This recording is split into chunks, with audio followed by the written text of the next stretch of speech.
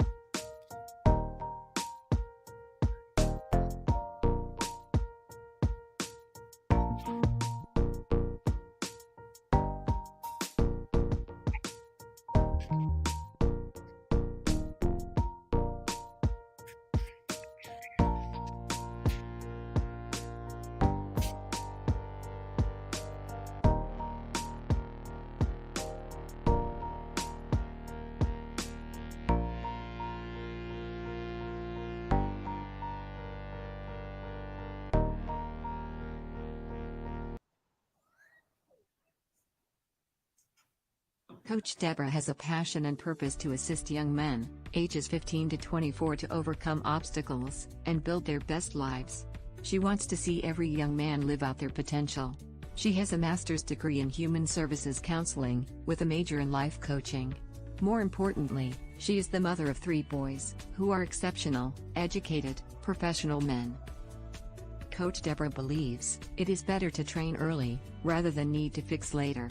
She utilizes basic principles and God-led concepts. Sometimes the only thing a young man has is their credibility or their name. The actions they take are based on the decisions they make. Those decisions align with their choices and result in consequences. Coach Deborah can assist you if you are lost, floundering, or confused. Embrace the help and start building your best life today.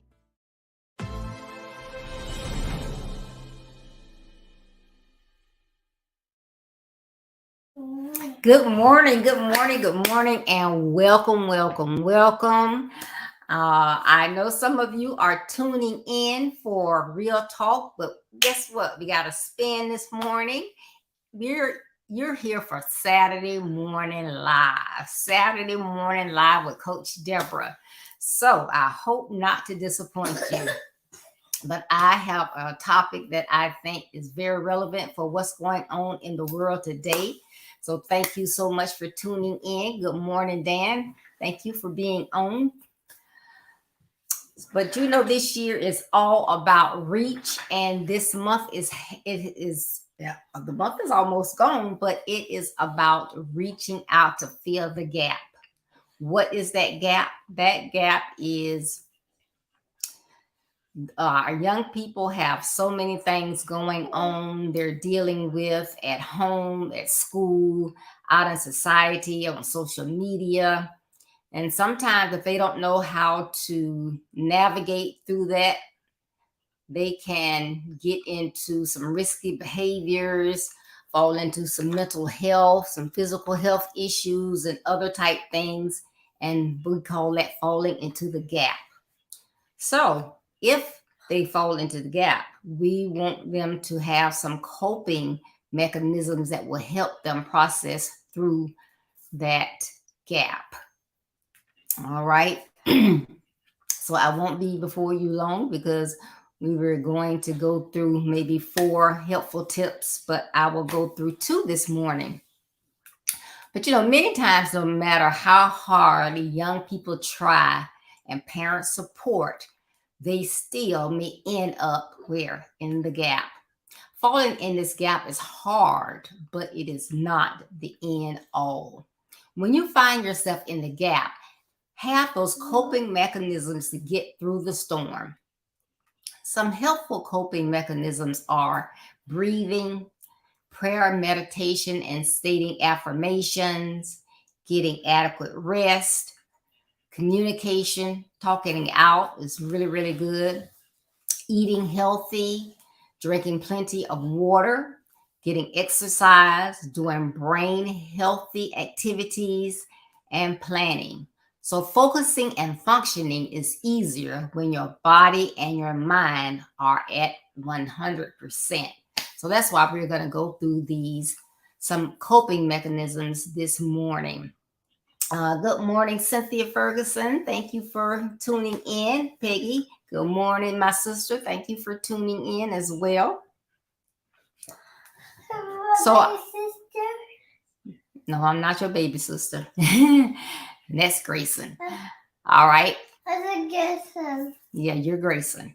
All right. So first thing. Home. Yeah, your baby sister is home. So the first thing we're going to do is go through some breathing mechanisms. Breathing will really help you. Breathing will really help you as you go through after you get until you fall into some gap. If you fall into that gap because of something that's going on, you might get anxious. So before you go from anxious to something more, maybe stop and do some breathing exercises. So we're going to do what we call a 1-minute breathing exercise. And this is just bringing your attention away from what's going on to your breath. So you breathe in, then breathe out. Breathe in, breathe out.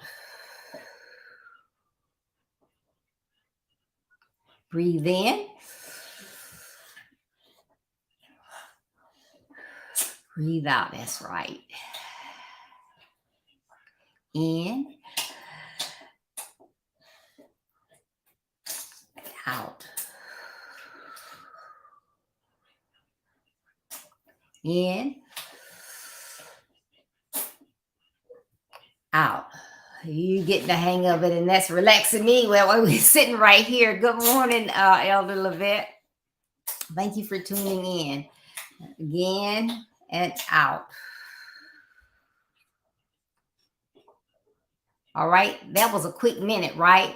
But in that minute, because I felt myself relaxing and I wasn't feeling anxious, but in that minute, that's something that, can help you when you get into something, really soon. You might be being bullied at school, and all of a sudden you see that bully coming your way. Start those breathing exercises. And then you just start walking away, walk the other direction. But that will help you get relaxed and not be so anxious.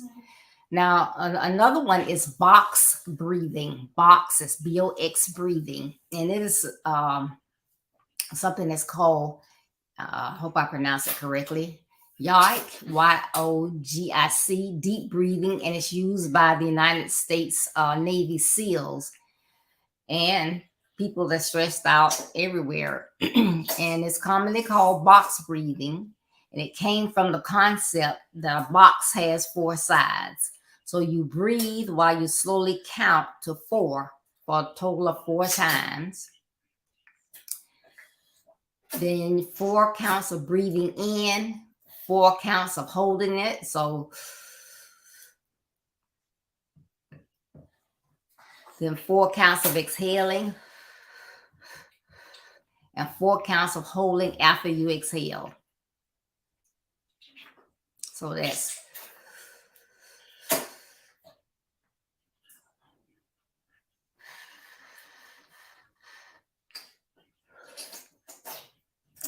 another easy technique. And the box breathing, it has other names. It has 4x4 breathing. It's also called 4 breathing, equal breathing, and 4 square breathing, and Sama Vitra Pranama. It's the practice of prana, focusing on breathing. So that comes from yoga. Now, and that one's real simple because you're going to breathe in for 4, hold it for 4, breathe out for 4, and hold for 4 as well.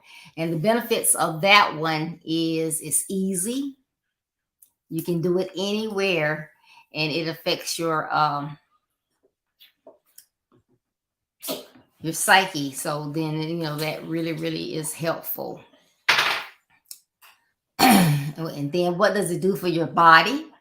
It lowers your stress. It activates your parasympathetic nervous system, and it calms your mind.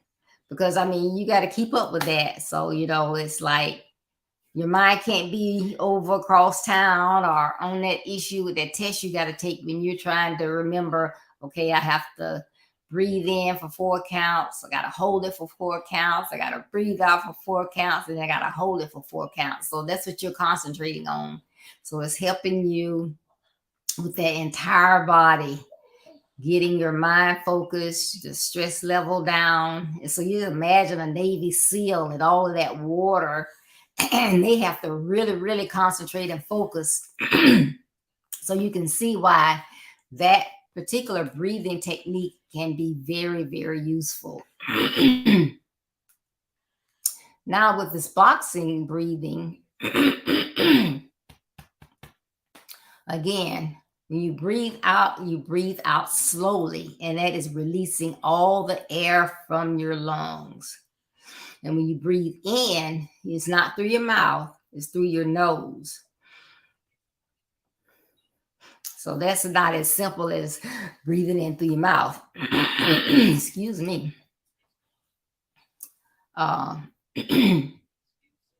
So as you're breathing in through your nose, you're going to be conscious of how the air fills your lungs and your stomach.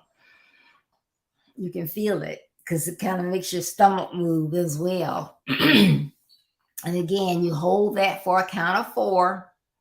You're going to exhale it for another count of 4. And then after you let it out, you're going to hold it for 4. And then you repeat that for 3 or 4 rounds. So those are some techniques that can help you there. And that's really, really simple. I think it's not as simple as the first one we did, but it's not that hard either. But it's straightforward, it's accessible, and it has an impact on what it's supposed to do, relaxing your mind as well as your body. Because remember, we've fallen into this gap. So, somebody's inviting you into that gang. Someone you took a ride with, all of a sudden they're speeding at 100 miles per hour. The cops are behind you. You don't know what they have in their car. So you're really, really nervous. What's going to happen? You're getting ready to go away to college. So you got all kind of adrenaline flowing. So, what can you do but breathe? You can't go anywhere. So whatever has caused you to fall in that gap, that breathing is going to help you calm down, get focused, and do some things. And you can do this throughout the day when you're stressed, first thing in the morning as well. Okay. Another one is called the 4-7-8 breathing technique. The 4-7-8 breathing technique. And this one, you're going to breathe in for 4 seconds. You're going to hold it for 7 seconds. And you're going to exhale for 8 seconds.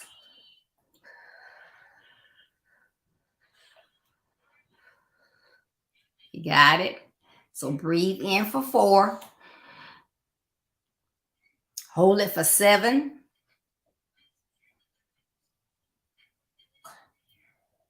And then exhale for 8.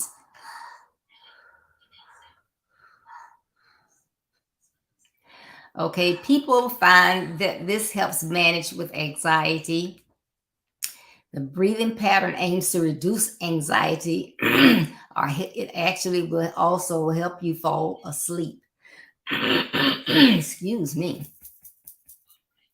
And it is a form of pranayama, which is the practice of breath regulation. So again, that's 4-7-8.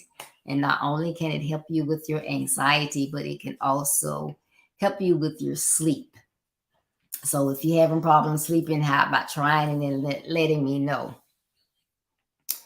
Okay. Very briefly, I'm not going to go into this, but Anastasia was going to talk about communication. And one of the things about falling in that gap, a lot of times you have not been open and been communicating with your parents, older sibling, or someone else in authority. So we just remember that communicating and getting it out of you into the atmosphere and to someone that can assist you can really, really help you. So, you should have been communicating before, but you felt like, you would be judged or you get in trouble. You didn't want your parents to know what was going on, but now you're in this gap and you just don't know what to do. So go back to where you should have been. I'll use this as a fight. You did the flight, but now you got to go back to the fight and communicate. Your parents are there to help you. Sometimes you don't fully understand what it is that they're trying to convey, the method in which they try to convey it. They may not have the best communication skills. They might be a yeller or whatever, but what they're doing, they are doing it because they love you and they want to help you and see you be successful. So when you have an issue or problem, there has to be someone that you can sit down and talk to, whether that be, as I stated before, a parent, a grandparent, someone else in your family. It can be an uncle, a close neighbor, an older sibling, one of your educators, but talk with someone and let them know what's going on so you can release it from yourself and get, if you need additional help, if that person that you spoke with can help you, then they possibly know more than likely how to get you some help. Okay, and the last one, and I told you I wasn't going to keep you very long. The last one I'm going to talk about is don't overtax yourself. And, I know this is basically, I'm talking to my young people, but as well, those mothers with sons, support systems. But young people can get overtaxed as well. You know, sometimes we as parents will put more on them than we realize. So school is not like it was when we were in school. They have more intensive topics or classes. They may be the same. What would you say? The same classes where we had, I know when I was in school, but probably when you were in school as well, you had a choice of whether you wanted to take calc or trig or something like that. Now some of those are required, and where you may have been in 11th or 12th grade taking those. Yeah, okay. When you were in, Get down there and calm down, okay? okay, so when you were in 11th or 12th grade, you were taking that, but now they may have to take that in 9th, 10th grade. So it's more. So then they may not understand it. Then that's another level. So that's going to give them some type of anxiety. I need to pass my classes. Uh, they may expire to go to college. So they need to know they need to have a certain grade point average. They know before they can take the next math class, they have to pass that one, get a great understanding of the concepts, so because they, feed off each other. And so then that's anxiety. Then they have the extracurricular activities. They may be trying to do, let's say, basketball. That would be something because we're trying to take these courses. Some are taking double courses where they can graduate from high school and college. And have an AA degree at the same time. So that's stressful. Then, so now they got basketball. So basketball, and you got to practice. You want to get on the team, so you got to practice with the team. If you're not already on the team and you want to stay on the team, you got to do extra practice. You got to get it going. And then, some of them want to play multiple types of ball. So they may be playing basketball, football, baseball, soccer, interchangeably. That's pressure. Then they want to have a social life, right? Then they want to be a part of organizations, because how many know it looks better when you've been doing community service, you're part of a organization, you're not just in school, you're doing multiple things. So they have all of this on them. So that can get overtaxing. Not to mention what you got to do at home. You need to make that bed before you leave home. You should have chores at home to do. You may have to mow the lawn, you might wash dishes, iron your own clothes, wash your own clothes. So that's a lot. Now you know what us parents go through. So that can be overtaxing. So that is a lot to keep up with and can become overwhelming. But when you start feeling overwhelmed or exhausted, don't just dismiss it. I'm tired, but it's okay. I got to get this done. And so you're already tired and you just keep going. Because if you don't stop or calm yourself down, you will may find that you will end up with severe repercussions because you didn't stop and get that rest and take a break. Even people on jobs, sometimes you're working on that project and it may be due that same day, but if you don't get up, walk away, and find some way to relax your mind, get focused, that project might not get done, or if it gets done, it may not be correct. So taking that break can give you the extra fuel that you need. So what do you need to do? There are a couple of things I'm going to give you. Like I said, it won't be before you long. One, you can stop and take the opportunity to do some of those breathing exercises that I talked about earlier. right? Those will help. You got the box exercise, the 4-7-8, the 4x4x4x4, the 1 minute one. So you got all those breathing exercises that you can take, right?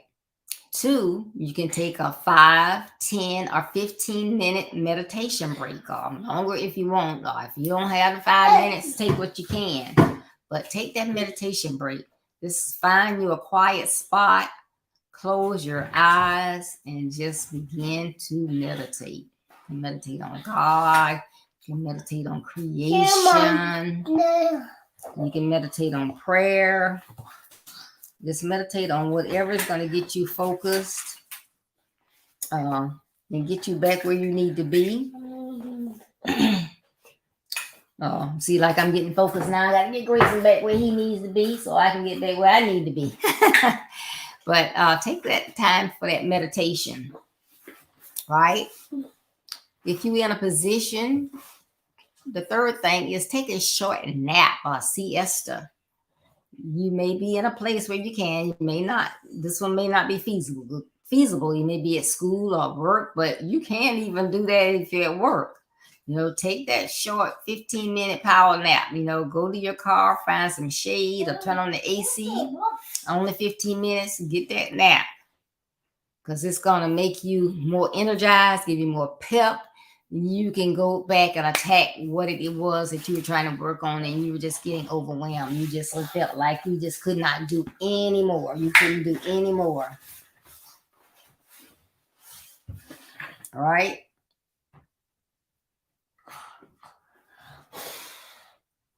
I'm sorry. Right. The next one is number 4 is read. Read. And I know I'm always talking about reading. And it's not just because I have a book out there, but I love to read. I mean, I can just sit and read when I have more time. I don't have a lot of time now, but there's nothing like a good book. And it doesn't always have to be fiction. You can get nonfiction. You get self-help books. You get the Bible. You can even do an audio book. But if you're sitting back, relaxing, and listening to that book, you're still getting... You can still get that information and grasp what you need. But reading can really, really relax you. If you have not tried it, you need to try it. I'll tell you, you get into that knack of reading, you will love it. This is a mocha. Yes. And number 5, do an activity that relaxes you. What relaxes you? Something that I don't know about or whatever may relax you that I'm not aware of. You may want to go play a game of solitaire with cards or on your tablet or whatever. There may be you might want to do Sudoku, crossword puzzle. Excuse me. You might want to call mom, talk to a friend, whatever relaxes you. You need to find so that you can do that. What's even better is to be proactive and follow some tips to keep you from getting stressed or overextended in the first place, right? One of them is learn to say no. Sometimes, we want to be helpful. We want to assist others. We know we have skills that God gave us, and he gave them to us to assist others. So we want to help, but we say yes sometimes when we know we are overextended and we don't have the time. It's going to really stress us out because we got so much on our plates, and we'll just say yes. But learn to say no. And, you don't just someone say, hey, I got an opening on my calendar. Somebody was supposed to speak and they're not able to speak. And I thought about you. Are you able to speak next Tuesday? No, I don't have time. No. Well, I would love to be able to help you out because I think what you're doing is great. But I really can't do it Tuesday. But don't forget about me. Think about me next time. So it's a way to say no. keep things on your calendar. If it doesn't fit, it just doesn't fit. So if you got, what you have on your calendar, and somebody asks you something, you look at your calendar, and if you can't do it, you just can't do it, and you have to, be man, woman enough to say, I can't do it, 3, a lot of times people will say, I'll say, hey, 2 weeks from now, that's going to be October the 10th. Will you be able to be on my broadcast? This topic just fits you. Yeah. Put me down. So, okay, well, you know how I do it. A week before, I'm going to send you some leading questions and I'll send you the link. Okay, thank you for thinking of me. Week before, I send the link out and everything. All's good. Thanks, I got it. I always send a reminder the day before. All right, looking forward to tomorrow. Oh, it's tomorrow? Oh, I'm looking at my calendar. I'm not going to be able to do it tomorrow. I don't know why I thought that was. Okay, but why did you confirm before you looked at your calendar? That's kind of, if you are a person of integrity, that should make you feel some kind of way because you have made a promise to someone and now you're telling them you can't do it and it's the day before. Okay, but had you, followed writing things down and not agreeing to something before you're sure you can do it, then you wouldn't be in that sticky situation, And so you want to know, are they going to hold that against me? Or I shouldn't have done that.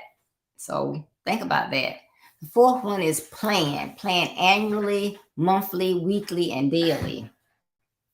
There's one thing about Elder Levette, he's on here. When I reach out to him about something, it could be a date change or whatever, he's always able to tell me, yes, I'm good. No, I got to check my calendar at work. I have to work. I know I have to work, but if I can get somebody to switch with me, I will. Or we have something that weekend. He's always able to tell me. So that tells me that he plans, puts things on his calendar. And, that's the way to do things. So you have it. That helps you and it helps the people that you associate with. So that is great to do that, and some of us do it annually, monthly, but you want to do it annually, monthly, weekly, and daily. Because a lot of times you have, depending on what you have on your plate, is something very important that you may have to do, and it has a deadline. And if you don't have it written down, you'll forget. So it's helpful if you do it that way. And I know y'all said you wish I sit down. I'm sorry. 5, make a to-do list. And that kind of works in with the planning as well. So I have my planning, and then every day I'm looking at my to-do list and I'm checking things off. All right, number 6, when you have a trip coming up, don't wait until the day before and begin packing. You just throwing stuff in the suitcase. Think about where you're going, how long you're going to be there, what the climate is there, and different things of that nature. And then make a list of the things that you're going to need. And again, that's based on the number of days you're going to be there, where you're going. So what's the weather and everything? What activities are you going to be doing? You make a list. So within that list, you need to have several columns. Hi, Tony. Thank you for tuning in. And I see you, Johnny Mincy. Thank you so much for tuning in. But you want to have columns. So this is what I need. And then the second column is going to be, we have 2. I have this item. I need to purchase this item because you want to have everything on there. Deodorant, toothpaste, floss, medications, all that. So you need to know whether you have it or whether you need to get it. So if you have it, if you don't, you need to get it. And then did you pack it? Check that off too. Because there's nothing like saying you got it, but you get where you're going and you ain't pack it. I don't know, my husband went on a business trip and thought he had everything. Guess what he did not take? His medication. And we had to, and he needed it, so we had to mail it off to him because he was going to be gone a week. That was quite expensive. So if he had that checklist and had that medication on that list, and then also made sure that he had packed the item, then he would have been good. And we wouldn't have the, worry, how can we get this medication to you? So all those things are important. And then take that list with you, because guess what? When you're coming back, make sure you bringing it back with you. But that will help you so much, believe me.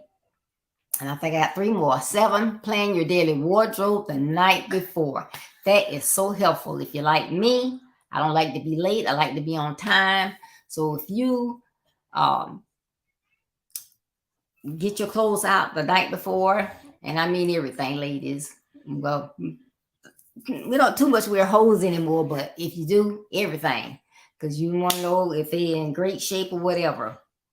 But by you getting them out the night before, you know if there's a spot on something. You thought it was clean, but accidentally a spot is on something. You can't wear that. The shoes you were going to wear. Oop, you didn't notice the little thing is off the heel. You can't wear those. Right? So if you get your clothes out the night before, press them, they're ready to go. You don't have to get up in the morning, because there's nothing like getting up in the morning. And I know guys do it too. Oh, okay. So what I'm gonna wear? Did I wear that last week? Oh, I'm being to meet with the same people. I don't want to have on the same thing I had on last week. It's gonna be real hot today. That might be too hot. You spending 20 minutes, 15 minutes in the closet, spinning around, talking about what you're going to wear, when you could have got all that done the night before. Easy peasy. You don't have to take no breathing exercises, because you're going to be late for that important meeting and all that. You're ready to go. All right. And even some people plan to do it a week in advance. Because I know when my youngest son was in private school and he had uniforms, I did his uniforms that weekend for the week. He was ready. All right, number 8, keep a list of items as you when you get close to running out. I know sometimes my husband I'll say, well, I need so and so, and he's like, well, like I tell him, I say, oh, I need some more Listerine. You went through all of that Listerine. It's like, look, I have to put it in my water pick. Okay. But I might still have a whole bottle, and I'm not talking about a big bottle. But I don't wait till I run out, because he might say, well, I can't get to the store today. I can't get to the store the next day. It's like with your prescriptions. You don't take your last pill and then call in a prescription, because how many have called in for a prescription and they say, oh, we out of stock. Got to get some in. Or, oh, you don't have any refills. I have to contact your provider or your physician. So you don't wait till you give out of things. Wait till you get close and you refill, so you don't have that additional anxiety. Take it from me. My husband, it drives some nuts, but this is just me. I don't want my gas tanks over a half. They got to be half. They got to have to be between full and half full. I don't want them past. You never know when an emergency is going to hit, how far you have to go, whatever. I need to be able to get in the vehicle and ride. I don't have time to be running out of gas or stopping to say, well, I know you need me. I'm going to be there, but I got to stop and get gas. I don't have gas, because that did happen to me one time. I got jumped in the car, got ready to go to the emergency room. Hey, no gas in this car. This when my oldest son was a teenager, so we were both using it. But anyway, that's helpful. That will keep you from being stressed out. And then the last one, regardless of where you're going, give yourself extra time. You never know what you're going to run into: traffic jams, accidents, road blockage, detours. You never know. So if you leave early, and especially if you know what time you have to be somewhere, you have an appointment, especially a doctor's appointment, because remember, when you are late, that throws everybody else off. Remember, like 3 weeks ago, my appointment was at 11, so I probably got there like 10:30. I sit out the car for a minute and do some things, and I go in. I'm ready. 11 comes, 11:15 comes, 11:20 comes. I was like, what in the world are they doing? And when she finally did come to get me, I think it was 11:30 or 40. She was like, I am so sorry, but I had one patient late. That threw me behind. Then the patient behind her was late. It's just, so that's what happens when we are late. And we can only control ourselves. So do some of those things. It will help you not be stressed, help you not have to put yourself in that situation where you have to feel like you just overwhelmed, and because you don't want to go from overwhelmed to anxious, depressed, because that causes other things. So I hope that the 2 tips that I gave you this morning, as far as when you fall into that gap, and that is those breathing techniques, and then these last ones I gave you as far as coping, that will help assist you in things that you can do to be proactive to help you from falling into that situation. So I really, really hope that this information was helpful to you. We are closely getting out of this month, getting near October, but this, I think, was this theme, reaching out to assist in closing that gap, is very beneficial for people. You don't want to fall in that gap, because sometimes it may be hard to get out, or it causes other concerns.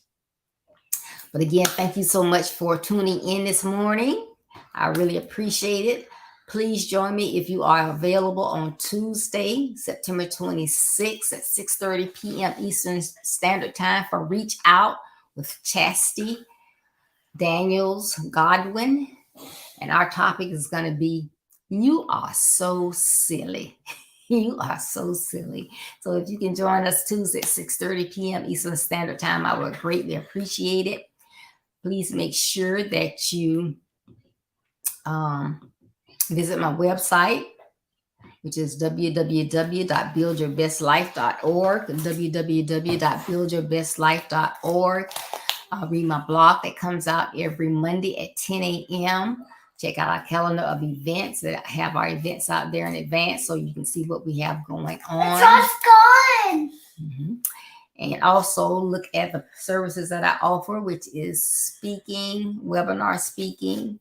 I'm a life coach, so coaching consultations as well. I've written a book, Build Your Best Life. It's about your life, your actions, and your credibility, overcoming obstacles to build your best life. It's a great book. It has information in the back for you to do that will assist you. And it makes a great gift if you have anyone that you need to make purchase a gift for. And I have them in stock. You can get your autographed copy right away. If you prefer the Kindle version, Amazon.com has those. So again, thank you so much for tuning in today. I appreciate your support, your prayers. It really helps me when I know that others think that what I'm doing is worthwhile. So I greatly, greatly appreciate it.